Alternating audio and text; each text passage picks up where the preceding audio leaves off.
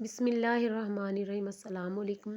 School based assessment 2024 to 25 mid term इस्लामियात grade 8 का आज हम आपके साथ गेस्ट पेपर शेयर करेंगे, जिसमें MCQs 15 मार्क्स के हैं और सब्जेक्टिव 35 मार्क्स का होगा।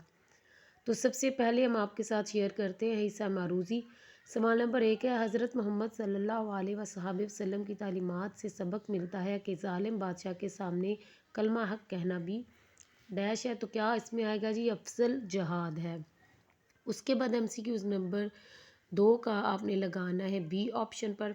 सवाल नंबर 3 है, मारका मोता की फतह के बाद रोब व दबदबा जाता रहा। तो यहाँ आप आंसर लगाएंगे रूमियों का। सवाल नंबर 4 है, सीरत तैयबा के मुताबिक दौरान गुफ्तगू आवाज़ होनी चाहिए। तो बी ऑप्शन होगा दरमियानी। सवाल नंबर 5 है, माशरे में बढ़ती हुई बेराह रवी से छुटकारा मुमकिन है। तो इसका आंसर होगा हिजाब और पाकदामनी से। सवाल नंबर 6 है, नस्ली तआसुब का खात्मा हमारे माशरे में फ़रोग देता है। तो इसका आंसर हो गया मसावात को। सवाल नंबर 7 है, दलील के बगैर सिर्फ शक की बुनियाद पर किसी के बारे में बुरे ख्यालात रखना कहलाता है। तो ये होगा बदगुमानी। सवाल नंबर 8 है, हदीस मुबारका के मुताबिक आदमी का पेट नहीं भरता माँ सवाए। तो इसका आंसर आप लगाएंगे बी ऑप्शन पर मट्टी के। सवाल नंबर 10 है, मजदूर शख्स का ख्याल रखना जिम्मेदारी है। तो इसका आंसर होगा माशरे की। सवाल नंबर 10 है, मेहनत व मजदूरी करने वाला शख्स अल्लाह के यहाँ है। तो इसका आंसर होगा काबिल तकरीम। उसके बाद हिस्सा दोम की तरफ बढ़े तो सवाल नंबर 11 में आपको 3 सवाल दिए जाएंगे।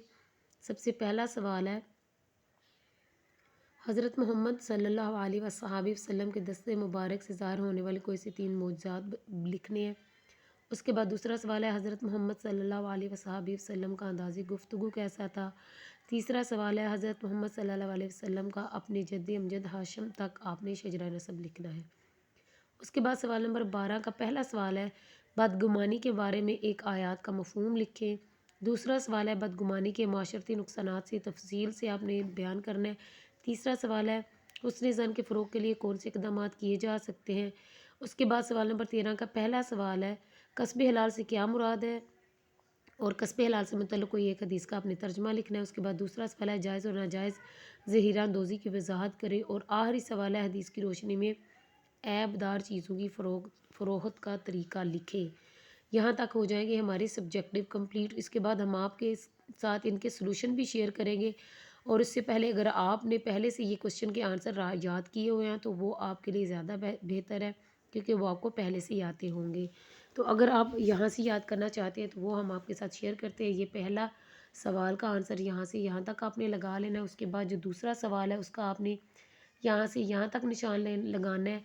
और सवाल नंबर 11 का जो तीसरा सवाल है उसका आंसर आपने यहाँ से यहाँ तक लगा लेना। उसके बाद सवाल नंबर 12 का जो पहला सवाल है आपने एक आयत का मफहूम लिखना है। तो उसने आपने यहाँ से ए ईमान वाले बदगुमानी से बहुत ज़्यादा बचो, बेशक बदगुमान गुनाह है और ना किसी के मुतल्लिक़ जासूसी करो। उसके बाद बदगुमानी के माशरती नुकसानात आपने यहाँ से यहाँ तक लिख लेने हैं।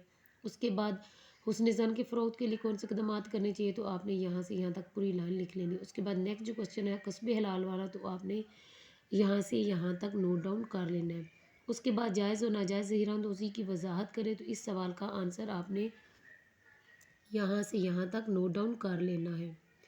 उसके बाद जो नेक्स्ट क्वेश्चन है, हदीस की रोशनी में ऐबदार चीज़ों की फ़रोख्त का तरीका लिखे। तो उसका आंसर आपने यहाँ से लास्ट तक नोट डाउन कर लेना है। तो डियर स्टूडेंट, ये था आज का हमारा 8th क्लास का इस्लामियात का गेस्ट पेपर।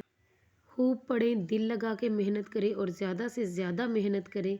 इतनी मेहनत करें कि कामयाबी आपको खुद पुकारे, आपकी मंजिल आपको खुद पुकारे। मुझे हमेशा अपनी दुआ में याद रखें। अल्लाह हाफिज़।